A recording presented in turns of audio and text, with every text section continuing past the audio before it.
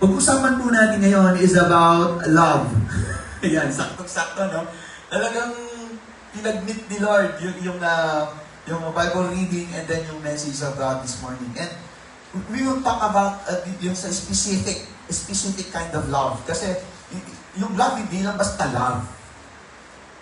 Kasi yung love, napakaraming aspeto niya, napakaraming uri ng love. Okay po ba? So alam ko, excited kayo para marinig yon. So let's go to John chapter 21, verses 15 hanggang 17. Napupunta tayo sa John chapter 21, 15 to 17 na pagkabasihan po ng salita ng Panginoon, mensahe ng Panginoon this morning. And gusto ko pa tayo lahat magbasa, ano? Amen po ba?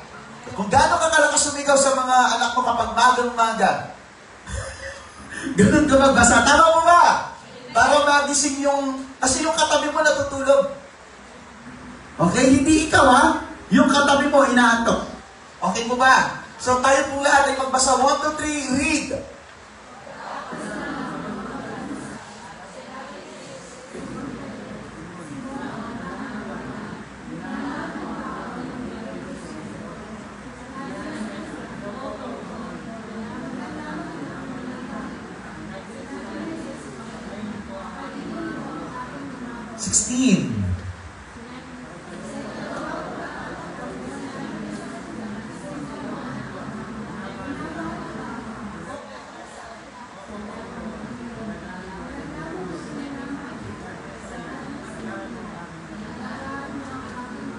Amen. 17.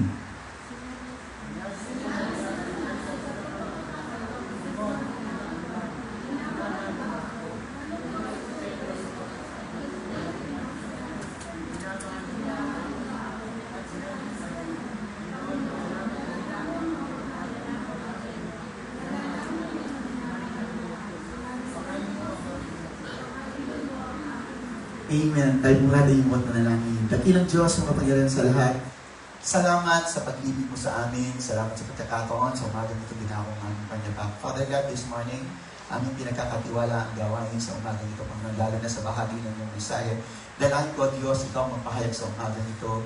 Ikaw ang mawak sa aking karunungan, kalakasan, Lord, na walang anumang salita, Panginoon, ang magmumula sa iyong anak. Lord, I pray, Panginoon, na ikaw, O Diyos, ang gagabay sa umaga nito, sa bahagi ito ng iyong gawain, Panginoon. At mga Panginoon Diyos, maingat kung maihayag, Panginoon, ang mga salita mo sa umagang ko. Holy Spirit, bigyan mo po ako ng kakayanan, ng kapangyarihan, in the anointing, O God, upang nasa ganun ng Panginoon ay maihayag ng maayos at ayon lamang, Panginoon, sa iyong kalooban ng iyong salita. Maraming salamat. You are free to move in our midst, Holy Spirit. This we pray in Jesus' name. Everybody say, Amen. Amen. Amen. So, pagpapanan sila. Okay. So, makikita naman natin na parang ang kulit nga ni Jesus. Makulit ba si Jesus? Parang ikaw lang yun. No? Parang tayo lang. Tama ba? Makulit din tayo. So, napakaganda ng istorya nito. And alam niyo, kapag ito yung binabasa talaga natin, ay talagang meron naisip rating si Lord sa atin. And 3 beses niya tinanong si Pedro, tama po ba? 3 beses tinanong ni Jesus si Peter kung mahal ba ni Peter si Lord. So, ito po yung babasahin natin. Let me read it to you. So, every verses, medyo magkaroon na tayo ng kaunawaan. Sabi, pagkatapos nilang makapag-almusal, ito yung time na nanghuli sila ng isda. Ito na yung nabuhay na si Jesus. So, pagkatapos nilang makapag-almusal, sinabi ni Jesus kay Simon, Simon, anak ni Juan, minamahal mo ba ako ng higit kaysa mga ito? Kasi nung mga time na yun, nasa dalampasigan sila Peter. Okay? Nandun sila. And then, this is the first time kung saan muli silang nagbalik sa kanilang trabaho. Kasi nung si Jesus tinawag sila Peter, sumunod sila, di ba? Peter, follow me and I will make you fishers of men. Ang sabi niya sa chapter 4 ng book of Matthew. So, sumama naman sila Simon, iniwanan nila yung kanilang mga bangkay, yung kanilang kahanap buhay, and then follow Jesus. So, nung namatay na si Jesus, eto na yung sitwasyon na yan. Bumalik sila Peter sa kanilang hanap buhay, sa dagat. No? And then after that, nagpakita na si Jesus muli sa kanila. No? Kasi ito na yung reinstatement na tinatawag na ibabalik na sa duty, mare-reinstate, ilalagay ulit. Nakuha niyo po ba? Okay, mare-reinstate. At usually, reinstatement, ginagamit yun sa mga pulis. Mare-reinstate, pag na-out ka, ganyan, natanggal ka sa service, sa servisyo, and then re-reinstate. Okay, ganun po yung ginagamit yung word na yun. So, ang sabi ni Jesus dyan, minamahal mo ba ako na higit kayo sa mga ito? Sinabi sa kanya, Opo, Panginoon, nalalaman mo na minamahal kita. Sinabi ni Jesus sa kanya, pakainin mo ang aking mga kordero. So, makikita natin dito na may tinanong si Jesus, Peter, do you love me? Kayo po, pag tinanong kayo ni Jesus, do you love Jesus? Amen. Napakaganda, no? Dahil mahal si Jesus, kaya nga, sometimes malakas ang Bible study because you love God. Tama ba? Di ba, gano'n naman yun? Kapag mahal mo, ayaw mo bang nakikita? Ayaw mo bang narinig yung boses niya? Kaya nga alam ko, mahal si Jesus. Do you love Jesus? Ayan. Kaya ka nga narito sa magitan. Tama po ba yan? Okay. Alam niyo po, yung word na love dyan, o yung Peter, do you love me? Peter, mahal mo ba ako? Or minamahal mo ba ako? Yung word na minamahal, ang original Greek word niyan is agape. That is an agape form or agape kind of love. Kasi merong 4 na uri ng love. Ito yung agape love, and then yung phileo love, and then yung storge or eros, and then storge. Okay, so may specific yung love na yan kung kanino mo ipadarama. Nakanyo mo ba? Yung sinasabi ni Lord dito na love or kind of love na tinatanong niya kay Peter is agape love. Mamaya, explain ko sa inyo anong ibig sabihin ng agape love. Okay? Sa verse 16, punta tayo. Sa ikalawang pagkakataon ay sinabi niya sa kanya, Simon, anak ni Juan, minamahal mo ba ako? Sinabi niya sa kanya, Opo, Panginoon.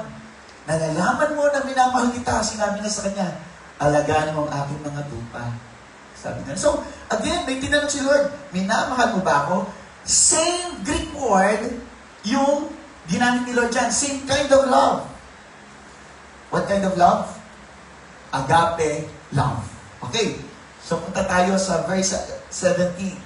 Sinabi na sa kanya sa ikatlong pagkakataon, for the third time, Simon, anak ni Juan, minamahal mo ba ako? Nalungkot si Pedro sa pagkatatlong ulit ng sinabi sa kanya, minamahal mo ba ako? At sinabi niya sa kanya, Panginoon, nalalaman mo ang lahat ng mga bagay, nalalaman mo na minamahal kita, sinabi sa kanya ni Jesus, pakainin mo ang aking mga tupa. This word, minamahal mo ba ako, is not the same word na ginamit ni Lord do sa first 2 verses. Okay? Yung unang minamahal mo ba ako sa verse 15, it is an agape kind of love. Sa verse 16, it is an agape kind of love. Yung sa pangatlo, it is a phileo kind of love. P-H-I-L-E-O. Phileo. Yung phileo ay mas mababang uri ng pag-ibig kaysa agape love. Kasi agape love requires sacrifices. It is an unconditional love. Ito yung pag-ibig na ipinadama sa atin ng Panginoon dun sa John 3:16. Nakuha niyo ba? Ito yung hinahanap ni Lord. Kaya nga 3 ulit tinanong ni Lord Jesus si Peter, Peter, do you love me? Yes, Lord. I love you. Hindi nasagot ni Peter yung tanong ni Jesus. That's why nagkaroon ng pangalawang beses, ginulit niya, Peter, do you love me? Yes, Lord! Di ba, nung una sabi niya, feed my lamb. Ang sabi niya gano'n, no? Bakit sa pangalawa? Ang sabi niya, take good care of my sheep. Alam, tinitignan ko na yung pagkakaiba ng tupa or ng isang sheep tsaka ng lamb. Tinignan ko po, yung lamb pala, sheep din yun. Yung sheep is also a lamb before. Ibig sabihin, yung lamb, ito yung maliit na tupa, 12 months or 1 year old below, and then, or below 1 year old, and then 1 year old older, ito yung magiging sheep ka na. Nakanyo po ba? Amen. So sinasabi ni Lord, Peter, do you love me? Sa verse 15, sabi niya, feed my lamb. Alagaan mo itong maliliit na tupa. Do you love me, Peter? Yes! Take good care of my sheep. Sabi niya gano'n. Sa pangatlo, Peter, do you love me? Inulit ni Lord ng pangatlo. Bakit? Kasi hindi na-meet ni Peter o mali yung sagot ni Peter sa tanong ni Lord. Nandiyan pa ba kayo? Gusto ko pagpaunawa sa inyo to. So kaya nagkaroon ng pangatlo kasi yung dalawang question ni Lord, hindi niya sinagot na, Peter, sabi ni Lord, lagay natin sa original na translation, sa verse 15, Peter, do you agape me? Ang sinagot ni Lord, ni Peter, yes Lord, I phileo you. Nakuha niyo po ba? O second time, sabi ni Lord, Peter, do you agape me? Ang sabi na naman ngayon ni Peter, yes Lord, I phileo you. Nakuha niyo po? Doon sa pangatlo, tinanong siya ni Jesus, ang sabi, Peter, do you phileo me? Ang sabi ni Peter, yes Lord, I phileo you. Nakuha niyo po? So, ibig sabihin, on the third time na nagtanong si Jesus, na-meet na ni Peter ngayon yung kind of love na sinasabi ngayon ni Jesus o tinatanong ngayon ni Jesus. Nakuha niyo ba? So, ang pag-uusapan natin ngayon is the agape kind of love. So, the title of God's message today is Practice Agape Love. Ayan. Kasi ito yung kailangan natin gawin to practice the agape kind of love. Ang hirap kasi, no? Because, alam niyo, nung unang pinag-aaralan ko to, ang sabi ng Panginoon, learn to love. Talagang learn to love. Pag-isip, pag-aralan mo, umibig, o pag-ibig. No? Pero I do believe, lahat ng tao, merong pag-ibig somehow sa kanilang puso. Tama ko ba? Kahit masama yan, kahit magnanakaw yan, rapist pa man yan, anumang klaseng uri ng tao na yan, wala man siyang just, still, meron siyang nararamdaman ng pag-ibig.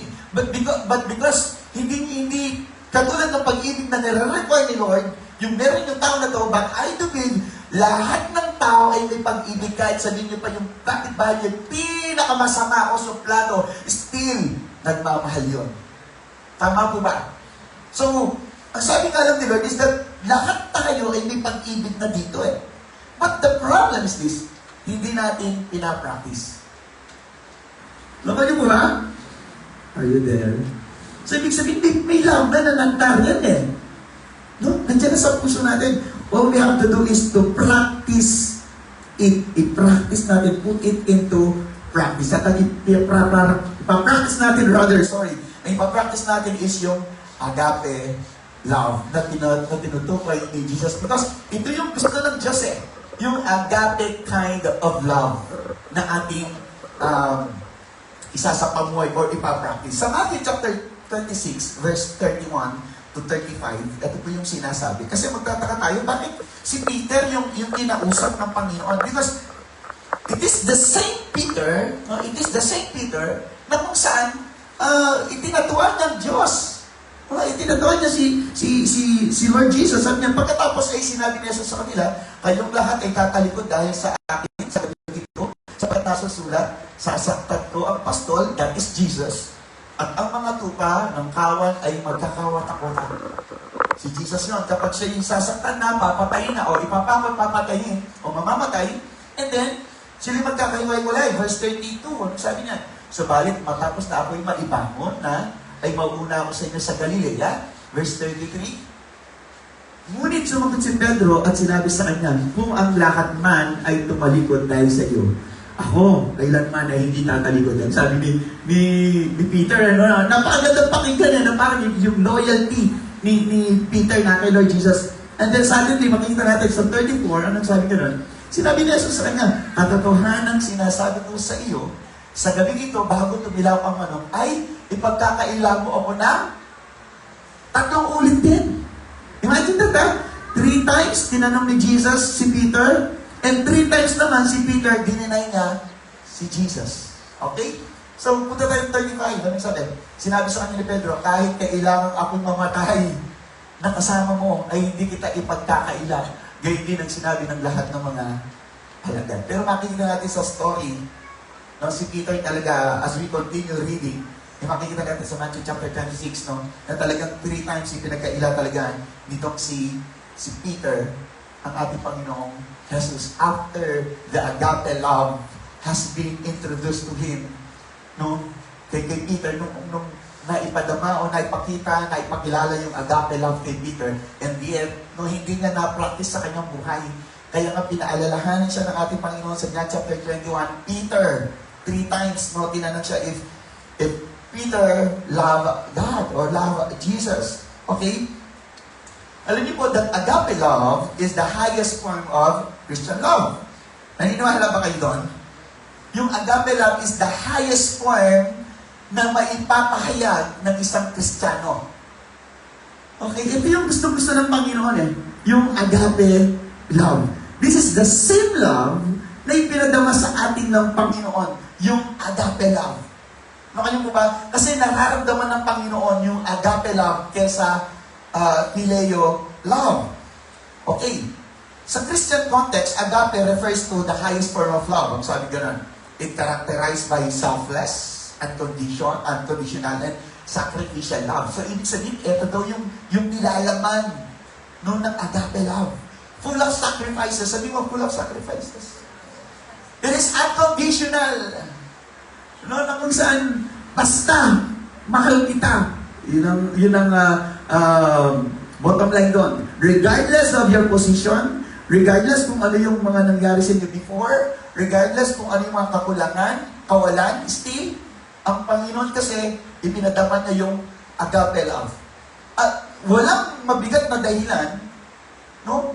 Kung bakit nagmahal ang ating Panginoon sa atin. In fact, hindi naman tayo dapat kamahal-mahal eh. Hindi tayo dapat mahalin eh. Tama po ba? Hindi tayo kaibig-ibig. Sabi nga nung binasa kanina, sa 1 John chapter 4, 19, ng ating kapatid kanina, di ba? It is God who first loved us. That's why we love, because it is God who loves us. Kaya nga, nagiging mas madali, ang sabi ng kapatid natin kanina, mas madali na natin ngayong ma-express or maipadama yung pag-ibig natin because na-impart na ng Diyos yung pag-ibig sa atin at pinupuno na tayo ng pag-ibig ng Diyos. That's why, yung pinuno sa atin, yung binigay ng pag-ibig sa atin ng Diyos, the purpose of that is to overflow, to impart. Nakanya po ba? Hello? Ayan. Handa ka na bang umibig ng agape kind of love? Okay. So, yun naman pong yung phileo na word, no? Eh, kasi brotherly love or friendshiply love. Yun lang yung phileo. Iyan mo lang siya, kaibigan kita. Ganun lang. So, kumbaga mas mababa na pagmamahal yung ipapakita mo. Maaring walang sacrifice para sa kaibigan. Ano? Maaring minamahal mo yung kaibigan mo o pinapadama mo yung phileo kasi nga mabuti lang siya sa'yo. So, sinusuklian mo lang. Baka maaaring lagi kanyang nililibre, kaya mahal mo siya, kaya binibigyan mo ng importansya. O maaaring may utang na loob ka. So, merong reason, may definite reason kung bakit mo pinapadama yung phileo. Pero yung agape kind of love, walang talagang maisip na dahilan, pero ito'y ipinadarama mo. Nakanyo po ba? Amen. So, nakuha natin yung ibig sabihin ng agape at phileo. Kasi yung eros, solve na natin na rin tsaka yung storge. Kasi medyo mga pang-ano lang yun sa mga mas yung personal relationship. Nakanyo po ba? Okay.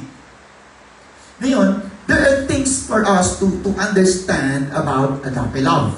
Okay, meron tayong apat na pag-uusapan. No? That agape love must be practiced when, to, or to whom, or why. Kumbaga, kailangan daw ma-practice yung agape love, titignan natin, kailan ba dapat? So, kailangan natin unawain, kailan ba dapat i-practice ang agape love? Para kanino ba yung agape love? Kanino ba yung padarama to? Bakit kailangan ko i-practice to? So, all of these questions, no, sa umagang ito ay sasagutin ng Panginoon sa pamamagitan ng kanyang mga salita, no. So, the agape love must be practiced, sabi gano'n, things that we need to understand about agape love. That agape love must be practiced. Number one is, sabi gano'n, always. Sabi mo always. Tandaan natin ang agape love, kailangan always yan. Okay, yung agape love, ito yung sacrificial composition niya ng agape na ito is yung meron sacrifices. Nandun yung unconditional love. So makikita natin yung talagang two things na very distinct pagdating dun sa agape kind of love. No? So ibig sabihin ng always, it is season and out of season. Tapan niyo ko ba? Amen.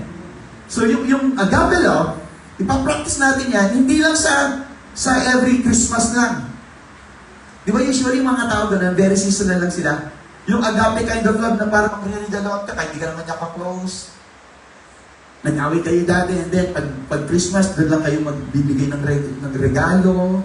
So para bang, yung agape love, para bang panahon, may specific months or days or activity or season lamang. Pero sinasabi ng Panginoon na kung ang agape love ay dapat natin i-practice, it must be practiced always. Tama mo ba? Amen mo ba? So yun ang napakagandang sinasabi ng Panginoon, yung agape love, it must be in season and out of season. Hinihingi man ang pagkakataon o hindi hinihingi ng pagkakataon, kailangan natin itong ipadama. Kailangan ito na maging buhay ng isang Kristiyano. Naku niyo po ba? Kaya nga sinabi nitong Proverbs chapter 3, verses 3 to 4, napakaganda lang sinabi po ng Panginoon dyan. Anong sabi niya? Let love and faithfulness never leave you. Bind them around your neck. Write them on the tablet of your hearts. Sabi nga na, napakaganda lang sinabi niya. Naku niyo po ba? At yung sinabi niyo, huwag mong hayaang iwan ka. Okay? Na kabaitan at katotohanan. Pero love and faithfulness yun. Yung kabaitan, ito'y dulot ng pag-ibig. Kaya nga nagiging mabuti because there is love. Lalo na kapag dating sa Panginoon, ang Panginoon talaga, kaya siya gumagawa ng mabuting bagay sa ating buhay. Hindi tayo sa mabuti tayo. Kundi mabuti ang Diyos. At ang kabutihan ng Diyos ay dulot ng kanyang pagmamahal. Because God is love. Nakapo ba natin? Amen? Kaya sabi niya, mas kaya kinuha ko sa English, mas maganda. Let love and faithfulness never leave you. Anong sabi pa niya? Bind them around your, gawin mo daw kwintas. Kaya pala nauso yung mga kwintas sa may cross. No. Akala nila, if you have that cross, that pendant cross, parang, wow, religious, nasa kanya si Lord. Ito sigurado pala ibig ito. Pero hindi yun ang ibig sabihin. Yung agape love na yun, dapat nasa atin na mismo, buhay na natin. Okay? Naman niyo po ba? Kasi si Kristo ay nasa atin. Naman niyo po ba? Imagine nyo, nung hindi nyo pa nakikilala si Lord, ang hirap umibig, tama po ba? Tama? In fact, hanggang na ngayon nga, kahit Kristiyano na tayo, ang hirap nung ibigin, ang hirap natin ibigin yung kapatid natin. Lalo na pagka mayroong nagawa siya sa atin na masama. Pero nung wala pang nagawa masama, okay kayo. Nag-iibigan kayo, nagmamahalan kayong magkapatid sa pananampalataya. Pero noong nagkaroon na ng konting lamat, nawala na yung love mo sa kanya. And that is not an agape love. Hindi agape love yung pinadara mo. Ang sabi ng Panginoon, let us practice agape love. Again, ulitin po yung verse 3 kasi gusto ko tumatakta sa atin. Let love and faithfulness never, wag daw mawaglit, wag mawalay, wag maalis sa atin. Ibig sabihin, lagi natin kasama, lagi natin isinasa pamuhay. Bind them around your neck. Write them. Sabi niya, write them on the tablet of your heart. Di ba? Sabi ng Bible that kung ano yung nasa puso mo, lumalabas yan, it will come out. Ibig sabihin, hindi lang sasabihin. Ibig sabihin, gagawin. It will come out. Ibig sabihin, talagang makikita. Kung anong galit yung puso mo, nakikita sa mukha mo, galit ka kahit nakabigap ka, galit ka. Alam niyo, nakikita ko yung talagang antok na antok kayo.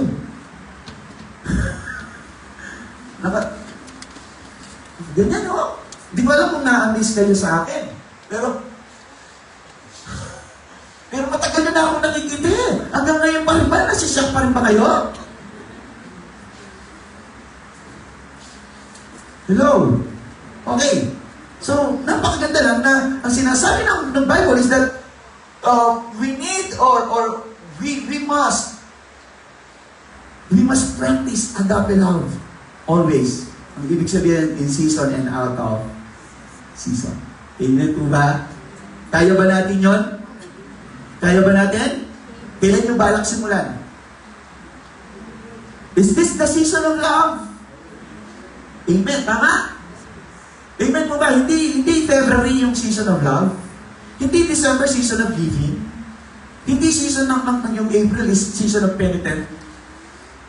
Okay? Ang bawat buwan, bawat araw sa kalendaryo is all year round Year of love yan. Amen po ba? For a Christian. Amen? Are you there? So, magsisimula na tayo ngayon. Bili ka ba ngayon? Amen. Ba't yung iba ayaw? Lord, Pastor, pwede bang bukas na ako? At ko pang kapatid ka rin eh. Lord, pwede bang balik ko lahat? Sa panahon na to. Huwag lang yung panahon ngayon, nagalit na galit ako sa taong to. Pwede. Okay. Kaya nga, tingnan niyo yung pangalawang sabi ng Panginoon. That agape love must be practiced not just always or season and out of season, but also to, pangalawa, everyone. Sabi mo, everyone. Iyon ang sinasabi ng Panginoon. Na ipapractice natin yung agape love sa lahat ng tao. Okay? Nakanyo mo ba, church? Amen. Sigurado ka, pastor? Sa lahat ng tao, yes. In fact, may kadugtog to. Kung kanina always, ang ibig niya sabihin season and out of season, yung to everyone, it means even to those people who are unlovable. Yung hindi kaibig-ibig, yung mahirap mahalin. Eh tayo kasi, aminin natin, namimili tayo ng iibigin. Tama? Kahit Kristiyano na tayo, namimili pa rin tayo. Kasi para pag meron tayong idea, hindi mo na ako namimili, umiiwas lang ako. Same na yun. Umiiwas ka, same na yun. Parang obedience, pag dinilay mong obedience, still, disobedience. Kahit na sinabi mong, tinatawag ka ngayon, Lord, pwede mong next step na lang, disobedience pa rin yun. Kasi gano'n ang Panginoon, di ba sabi niya, magkaroon ka lang ng kaisipan, or tumingin ka lang sa babae na may pagnanasa, rape na yun eh. Or you're committing adultery. Ganun po ang ating Panginoon. So even na yung pagmamahal mo ay, okay lang naman kami, mahal ko naman yan. Kaya lang, dumidistansya lang talaga ako. Hindi mo pinapractice yung agape love. Hindi mo namimit yung requirements ni Lord. Pagkatapos gusto mo makaranas ka ng same kind of love ni Lord Jesus sa'yo. Ang sabi ng Panginoon, kung ano yung tinakal mo, na ginamit, pagtakal mo, same na takalan yung pagkakalob sa iyo ng Panginoon. That's why there are times, you're not feeling lovable. Ikaw mismo, hindi ka nakakaranas na, gusto kong magmahal, o walang nagmamahal sa akin. Bakit? Kasi yung pinapadama mo, yung pinapakita mo. Kung in-express mo, phileo lang din ang mararanasan mo. Kaya nga, ginawa ng Panginoon, tingnan niyo po, doon sa pangatlo, Peter, do you phileo me? Ang sabi ni Peter, yes Lord, I phileo. Ibinaba ngayon ng Diyos yung nire-require ng pag-ibig kay Peter. Kasi hindi pa maunawaan ni Peter that time. Bakit? Kasi wala pa yung Holy Spirit nun eh. Di ba? Yung Holy Spirit na sinasabi ng Holy Spirit, the fruit of the Holy Spirit is, first of all, is love. Naman natin, they haven't experienced the fruit of the Holy Spirit, and that is love. Church ngayon, narito ngayon yung Holy Spirit eh. Ang panahon natin ngayon is church age. Nasa church age na tayo. And this is the time, yung tinatawag na dispensation of the Holy Spirit. Nagaganap ngayon, yung John chapter 14 and John chapter 16, yung ipinapakilala ni Lord Jesus yung Holy Spirit, ngayon, narito na ngayon. Nakuha po ba natin? Dispensation ng Holy Spirit ngayon. And if you are Christian, if you are claiming that you are Christian, you are reading the Bible, you are meditating on the Word of God, alam mo, dapat yung fruit of the Holy Spirit, that is love. And if you have that love, may love ka, tuturuan ka niya para umibig ng right kind of love. And that is agape love. Kasi pag sinabing fruit, nakikita eh. Tama ba? Hindi mo pwedeng sabihin, ay fruit, ano yung fruit? Hindi mo nga nakikita pa eh. So ibig sabihin, nakukonsider mo, nasasabi natin may fruit kasi lumalabas, nakikita, na ipapahayag, na ipadarama sa isang tunay at ganap na Kristiyano, kagaya nyo, kagaya natin. Nakakita ka na ba Kristiyanong walang love?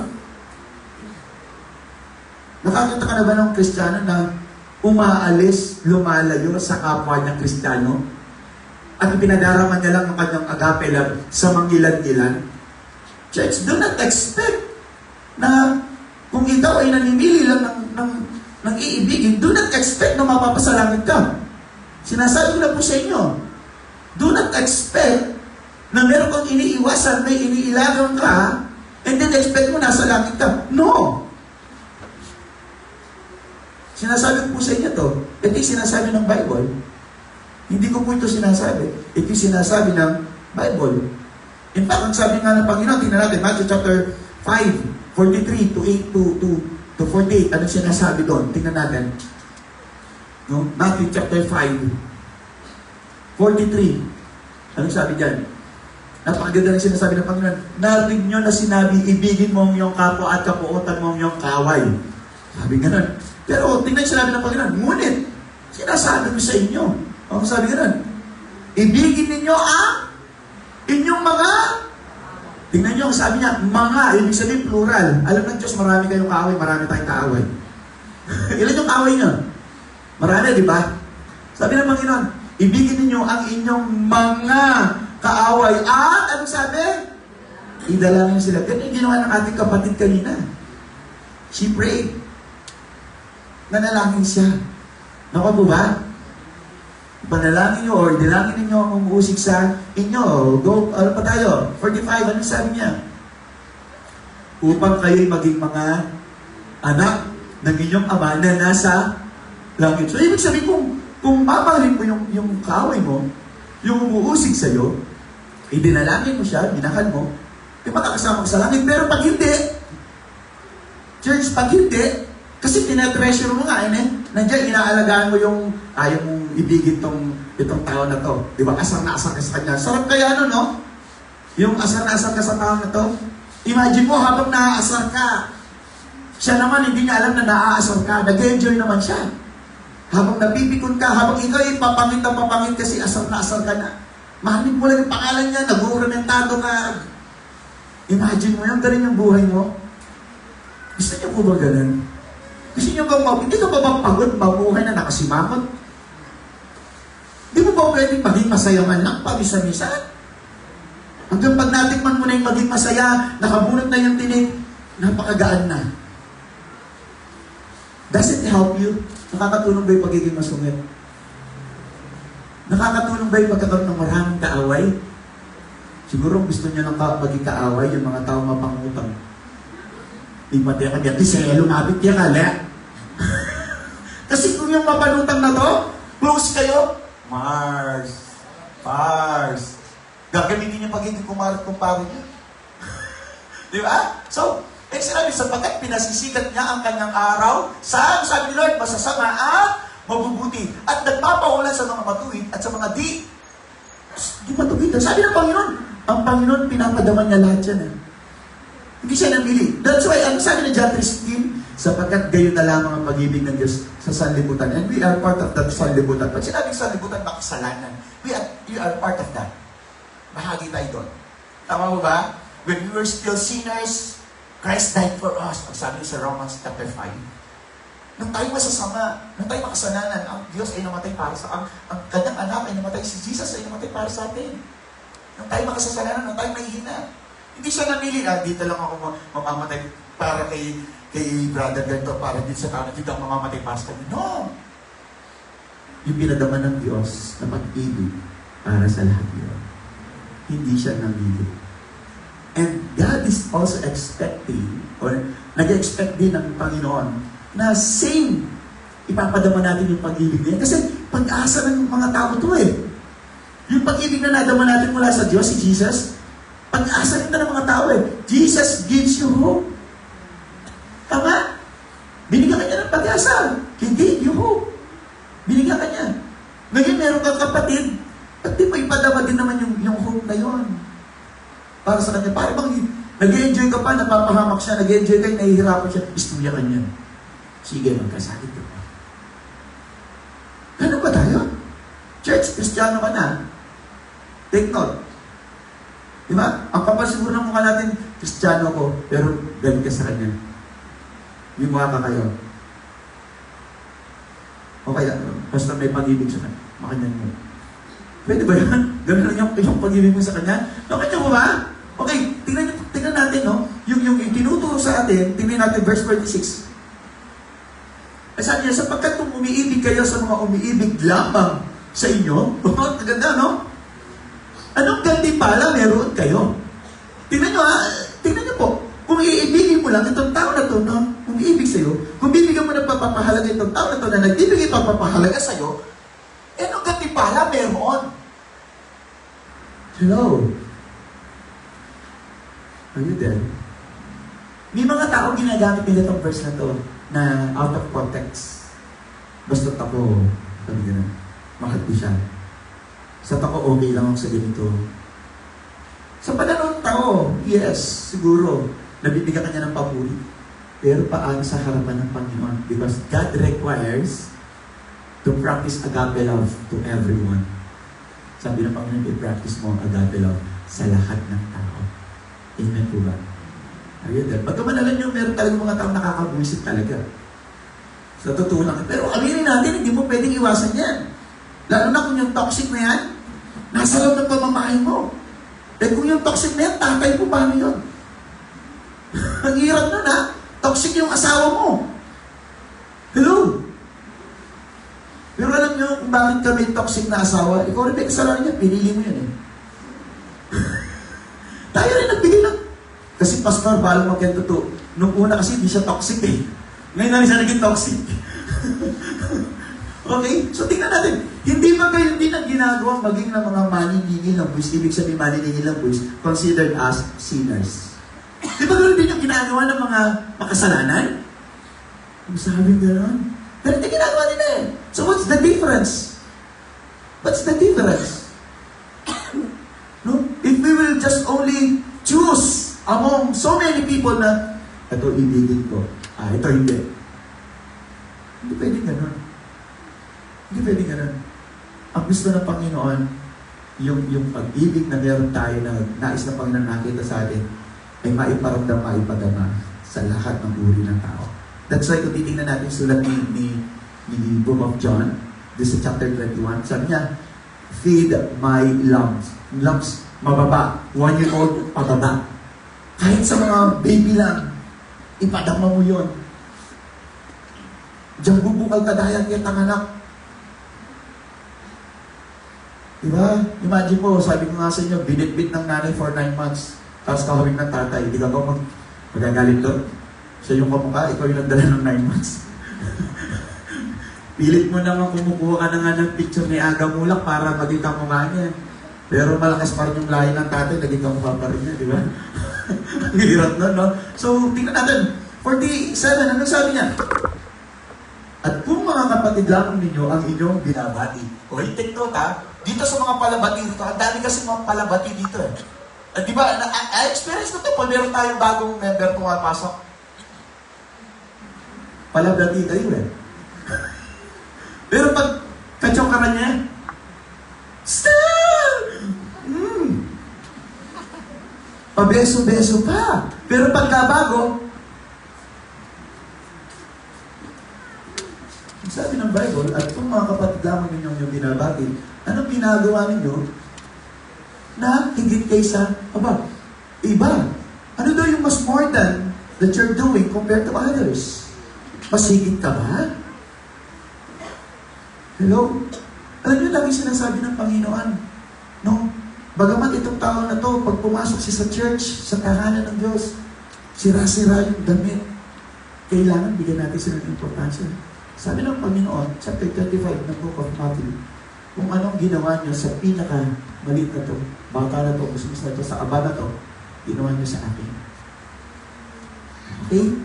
Do you think magiging masaya si Lord na kapag sa pangmayaman lang ako, sa mga malaki magbigay lang ng tithes, sa mga makeup, matalino lang, magaganda lang ang iibig? Church, mali yun. Hindi ganun ang tinuturo ng Bible. Hindi pa ganun yung ating pagiging Kristiyano, hindi pa ganun yung pag-ibig na meron tayo ngayon. Simulan mo na ngayon. Maybe it's too late for you, baka darating si Lord mamaya, hindi ka pa nakapagsimula. Lagot ka. Bagaman mahirap, sa totoo lang alam ko yung sinasabi niya, mahirap talagang ibigin yung mga unlovable. Kaya nga unlovable eh. Pero dito kasi talagang nasusukat yung pagiging Kristiyano mo eh. Yung pag-ibig na meron ka, if you have that same love, or kind of love, na meron si Jesus. Sabi nga kanila ng ating kapatid, di ba? Parang yung love ni Jesus ay binuhos sa atin so that we may impart ma-express yan, maibahagi yan, maipadama yan. That's the purpose, not to keep it on ourselves. Not to keep it. Alam ko mahirap, pero pwede naman gradual step. Konti-konti. Kung busy mo, pilitin mo sa sige na, mahal mo, sige na. Lapitan mo siya. Alam niyo, sinasabi ng Bible, mas masarap na kasama yung mga aba. O mas madali daw pasayahin yung mga simpleng tao lang. Totoo po yan. Pero yung mga talagang they have everything in life, hindi mo alam paano siya pasayahin. Bigyan mo ng damit siya, meron na siya. Di ba? Bigyan mo siya ng butiki yung tatak. Crocodile yung kanya eh. Para siya maging, butiki yung crocodile yung kanya. Paano siya magiging masaya? Ang hirap, di ba? Tama ba, church? Ang hirap. Pero tingnan mo yung mga aba, bigyan mo lang na 2 kilong bigas sa 5. Saya. Ako nga po, pag binibigyan ako ng balunggay, saya ko eh. Mamaya, papatikman ko kayo. Niluto ko siya kanina. Okay? So, ito yung sinasabi ng Bible, hindi ba't kahit ang mga hentil ay gayon din ang ginagawa? Pag sinabing hentil, ito yung mga tao na hindi pa nakakakilala kay Jesus. So, what's the difference? Kung sinasabi mong Kristiyano ka na, pero hentil ka pa rin pala sa pamamagitan ng pagpapadama ng pag-ibig, wala kang pinakaiba, wala tayong pinakaiba. So, kung sinasabi natin Kristiyano, sandali, matyaga natin sarili natin, i-assess natin, dahil some in our hearts, our life. Kung pinapadama natin yung agape kind of love. Pero kung hindi mo pinapadama, walang pagkakaiba na sinasabi mong Kristiyano ka ngayon at sa dati mong buhay na ikay hentil or tayo hentil. Makanya po ba? Hello? Amen. So, 48. Anong sabi ng 48? Kaya't kayo ay maging sakdal, maging ganap, gaya ng inyong ama na sakdal. Sabing gano'n ng Panginoon. Kailangan magkaroon tayo talaga ng pagkakahalintulad o gaya ng ating Diyos. Kasi isinasalarawan ng bawat Kristiyano ang pag-ibig ng Diyos sa kanyang buhay. Again, kailangan ng ibang kaibigan natin, ng kapitbahay natin, ng mga tao na hindi natin kilala, mga kaaway natin, yung pagmamahal na naranasan natin sa Panginoon, ipinadama niya sa atin. Pabatid din natin sa kanila. Amen po ba? So, pangatlo, or sa Mark chapter 12, verse, So, John chapter 4, verse 20 to 21, nabasa natin kanina yung sinasabi nga ng ating kapatid kanina, gusto ko lamang po i-diretso, no? Ang sabi dito, sa 1 John chapter 4, verse 20, yung kanina sinabi, verse 19 yun, sumaba ang 1 John chapter 4, verse 20. Ang sabi nga nun, 1 John chapter 4, kung sinasabi ng sino man, iniibig ko ang Diyos, at napupuot sa kanyang kapatid, siya ay, ano daw? Sinungaling. So, madaling salita, kapag ka pala yung agape love na meron tayo na pinadama ng Diyos sa atin, listen to this. Kapag hindi mo pala ibinahagi yan or ipinadama, sinungaling yung tao na yun. Makayo mo ba? Sinungaling ba tayo? O, di ba kaunti lang hindi sinungaling dito? Sinungaling ka ba? Hindi. Hindi na. Kanina sinungaling tayo. Pero ngayon, nalaman na natin, magsisimula na tayo ngayon, habang naririnig natin to, whether you like it or not, masakit man, mahirap man, but we need to. Amen? Kasi sabi nga, napakasakit niya, no? Kung sinasabi ng sino man, iniibig ko ang Diyos, at napupos sa kanyang kapatid, siya ay sinungaling. Sapagkat ang hindi umiibig sa kanyang kapatid na kanyang nakikita, ay hindi maaaring umibig sa Diyos na hindi niya nakikita. Sabi na Lord, napaka-imposible naman nun. Iibigin mo ako, hindi mo nga ako nakikita. Sabi Lord, yung kapatid mo nakikita mo every day, every Sunday, pero hindi mo iniibig yan. Sinungaling ka. At ang sabi ng Bible, directly, no? Sa book of Revelation chapter 20, na ang lahat ng sinungaling sa impyerno kagad. Wala nang sabi-sabi. Lahat ng sinungaling, impyerno kagad yan. Yun ang sinasabi. Totoo po yun. Pati yung mga duwag sa impyerno yan. Very, ano nga ating Panginoon, talagang direct. Kasi ayaw niya yung sinungaling eh. Because kung sinungaling tayo, ang tatay ng isang sinungaling ay si Satanas. Because he is the father of lies. Amen. Ngayon sasabihin natin, iniibig ko naman yan eh. Pag di ko nga lang siya nakikita. Pwede ba siyang ibigin, pastor, na nakapikit? Kasi mas masarap ibigin niya na nakapikit, hindi ko siya nakikita yung pagmumukha niya. Pwede bang ibigin niya na bingi ako para hindi ko narinig yung mga sinasabi niya. No? Tapos may padadamo mo yung pag-ibig mo sa kapatid mo kapag yun ay gatang masakit siya. Ay, brother, sister, sorry yung nangyari sa atin dati. Pagka nasa balik na siya ng karamdaman, o kaya kapag patay na yan, nasa kabang, na doon kayo lang sorry. Doon siya iibigin. Doon po aalalahanin yung mga good things in your life na magkakasama kayo. Anong sinasabi? Sa 21, punta tayong 21, anong sabi niya? Tignan niyo po. At ang utos na ito ay mula sa Kanya at nasa atin na ang umiibig sa Diyos ay dapat din umibig sa Kanyang kapatid. It is a must na kailangan talaga na i-practice natin yung tinatawag na agape kind of love. Pangatlo. Okay? Pangatlo po. Punta tayo. Agape love must be practiced not just always, not just to everyone. Pinapractice natin ang agape love for this is the great commandment. Hindi ko sinasabi for this is a great commandment. One of God's great commandment. Because it is the great commandment. Ito lang yun. Wala nang iba pa. Ito yung greatest commandment ever na sinasabi ng Panginoon. Mark chapter 12, verse 30 to 31. Anong sinasabi ng Mark? Ito yung binasa ng kapatid natin kanina sa chapter sa Deuteronomy. No po? Ito yung sinasabi niya. Ibigin mo ang Panginoon mong Diyos ng buong puso mo. Sabi gano'n, ha? Hindi kalahati, hindi 99.9%, hindi 100%, ng buong kaluluwa mo, ng buong pag-iisip mo, at ng buong lakas mo.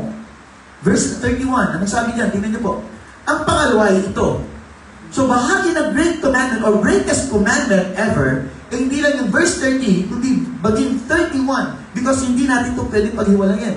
Ang pangalawa ay ito, ibigin mo ang iyong kapwa na gaya ng iyong sarili. Wala nang ibang utos na higit pang dakila sa mga ito. Nakanyo po ba? So, ang sabi ng Panginoon, kung paano mo ibigin yung sarili mo, ganun mo ipadadama yung pag-ibig mo sa kapwa. Kasi, ito yung isang tanong paano mo ibigin yung kapwa ko? Sabi ng Panginoon, gaya ng pag-ibig mo sa sarili mo. Nakanyo po ba? Kasi sabi ng Panginoon, kung iniibig natin ang ating kapwa, ito yung pagpapahayag ng ating pag-ibig sa Diyos. At kung iniibig natin ang Diyos, marapat lamang na ipadama rin natin ang pag-ibig na yan sa tao. Kasi nilikha din ng Diyos yan. Anak din ng Diyos iyan. Nandiyan pa pa. Okay.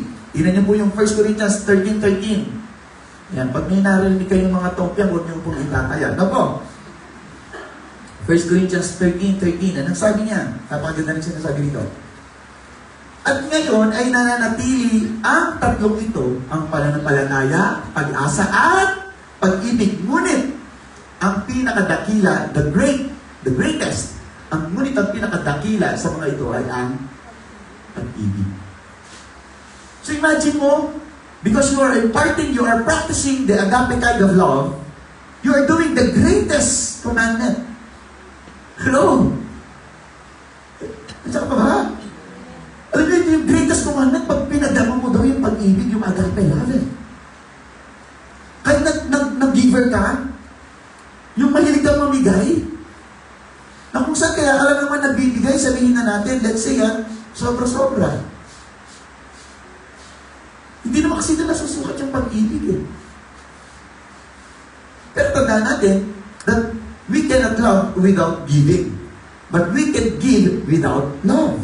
Pwede kang magbigay ng walang pag-ibig Maaaring nagbigay ka dahil awa, nagbigay ka dahil sobra, nagbigay ka dahil masisira na, nagbigay ka dahil expired. Andiyan ba? O kaya nagbigay ka dahil pakitang tao. O dyan kay kulang, nanin ganyan. Gawin niya po. Para masabihan ka na, ang bait naman niya. Di ba? Pwede ka palang magbigay ng walang nadaramang pag-ibig. Pero pag umibig ka, hindi pwedeng hindi ka magbibigay. That's why the Bible says, for God so loved the world. Kaya sapagkat kayo na lamang ang pag-ibig ng Diyos, may pag-ibig ang Diyos na nadama sa atin, kaya ibinigay. So, nakukulit mo ba, church? Because of that love, mayroong pagbibigay. Hello? Tinitingnan ng Panginoon eh. You're doing the greatest commandment ever kapag nagmahal ka. Naman niyo ba? Kasi lahat ng ginawa ng Panginoon, kung bakit niya tayo niligtas, it is about love. Kung bakit pinapatawad niya tayo sa ating mga kasalanan, it is about love. Kung bakit niya tayo binibigyan ng mga pagkakataon, ulit-ulit man tayo nakakalimot sa Kanya, ulit-ulit tayo nagkakasala, it is about love. Kung bakit niya tayo pinapatawad at binibigyan ng chances in our life. Kung bakit hanggang ngayon, hinihintay tayo ng Panginoon na lumapit tayo sa Kanya. Bakit hanggang ngayon, hinihintay pa rin ng Diyos na maging totoo tayo sa Kanya. It is because of His love. Amen. Medyo pa ba tayo? So pang-apat ko, last na to. To keep the relationship firm and strong. Yun. Kapag pinapractice natin yung agape kind of love or agape love, ang sabi nito, pinapanatili natin yung relationship na matatag at matibay. Kasi kapag sa isang relasyon, lalo na sa mag-asawa, wala na yung pag-ibig, no? Madali na lang mabuhay yan. Kasi yung nag-uugpong sa mag-asawa sa bawat relasyon ay pag-ibig. Tama po ba? Kaya tingnan niya, dumarating sa mag-asawa, nasasabi nila, alam mo, nagsasama na lang kami dahil sa mga anak. Napakasakit marinig po nun, na nagsasama na lang kayong mag-asawa dahil sa mga bata. Pero mali yun. Mali yun.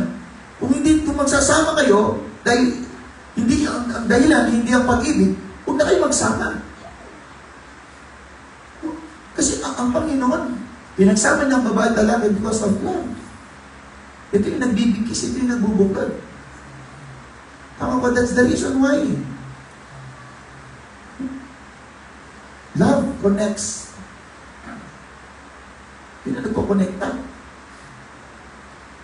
Hindi po yung data. Hindi yung wifi, hindi yung bluetooth. It is love. Okay na po ba, church? Makikita natin na kapag pinapractice natin yung pag-ibig, no? Yung agape kind of love sa bawat isa, tumitibay yung ating relasyon. Amen po ba? Gusto niyo bang tumibay yung relasyon na maging firm, maging malakas? No? Gaya nga nung sa John 3:16, babalik tayo sa John 3:16 kasi John 3:16, ito yung pinakapuso ng Biblia. Nagkataon ba yun na John 3:16 yung pinakapuso ng Biblia? Bagaman hindi siya yung pinakagitna ng verses, yung pinakagitnang verse ng Bible, which is Psalm 118 verse 18. Hindi yun eh. Ito yung sinasabi kong puso ng Biblia. Hindi yung gitnang text, hindi yung gitnang verse. Yung puso ng Biblia is John 3:16. This is the heart of God. Ako niyo po? This is the heart of God. Ito yung nagtulak sa Panginoon upang tayo po ay kanyang iligtas, upang siya'y mamatay sa krus. Ito yung nagtulak sa kanya. At nais niya na maging matibay ang kanyang pakikipagrelasyon sa atin. At galit din naman tayo. Sabi nga ng kapatid natin kanina, Lord, paano kita mamahalin? Paano ako magsisimula? Paano ako mag-grow? First of all, you must love God. At huwag kang matakot mahalin ng Diyos. Lord, paano kita mamahalin? Huwag mong tanongin yun. Kasi binigyan ka na ni Lord ng pag-ibig. Siya yung una nagmahal sa atin, kaya hindi madaling mahalin si Lord. Nakatid po ba? Kasi siya yung una nag-first mover. Amen po ba? Church, hello! Ganun ang ating Panginoon. Kailangan na lang kasi sa atin yung mag-step tayo. Alam niyo, may mga taong sasabi, hindi ako mahal ni Lord. Buti ka pa mahal ka ni Lord. No. Lahat tayo minahal ni Lord noon pa man. Hindi ka pa man na ipapanganak, minahal ka na ng Diyos. Ipinadama na niya ang kanyang pagmamahal sa atin sa pamamagitan ni Jesus because Jesus is the expression of God's love. Baka ibig mo sabihin na mahal ka ni Lord is yung bine-bless ka niya. Hindi lang yun. Kasi ganun yung tingin natin na mahal ka ng Diyos kasi bine-bless ka niya materially. Hindi lang ganun ang Panginoon sa natin. It is more than that.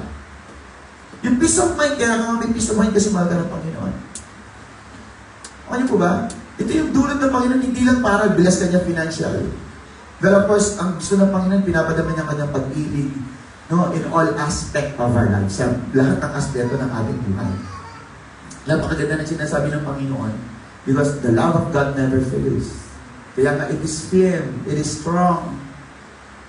Hindi ito nabibigo. Ang pag-ibig ng Diyos ay laging sariwa, laging bago. Amen po ba? That's why we must enjoy the love of God. Ganyan ba yung itsura na minamahal ng Diyos at nagmamahal sa Diyos? Kapag in love ka, anong itsura mo? Masaya. Ganyan na pala ngayon yung bagong trending na itsura. Ganyan na pala yung masaya ngayon. No? Pag nakakita na ako ganyan mukha sa in love ka, no? Ba't alam mo? Kasi nakasimangot ka. Kasi malungkot ka. Ganun na pala ngayon, no? Ang alam ko kasi kapag in love ka, mamaluto. Tama ba? Namumula. Sa amin maitim, hindi kami namumula. Kaya kami maitim, hindi kami namumula. Mas lalo pang nagbabrown yung aming mga chika. Alam mo? Ay, nandiyan pa ba, church? Naramdaman mo ba yung pag-ibig na Lord? Naramdaman mo ba? Okay, pwede ba tayo tumayot na nalangin?